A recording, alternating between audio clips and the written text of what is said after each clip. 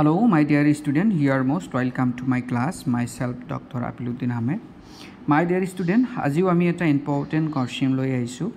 আৰু বেসিক্যালি আজিৰ কোৱেশ্চনটো একচুয়ালি ৰিজনিংৰ ওপৰত সো আজিৰ কোৱেশ্চনটো হল যে ক্লক ইজ টু কি দিছে আমাক টাইম আৰু ইফালে কি দিছে দেখা থাৰ্মোমিটাৰ দিখিনি কৈছে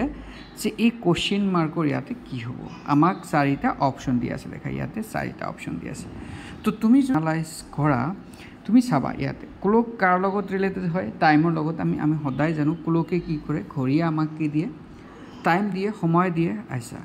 সো ঘড়ীয়ে যেটো দিয়ে হেতু আমাক ইয়াতে দিছে তো সিমিলারলি আমি থার্মোমিটারে আমাক কি দিয়ে বা থার্মোমিটার দিয়ে আমি একচুয়ালি কি কৰো হেতু আমাক লাগে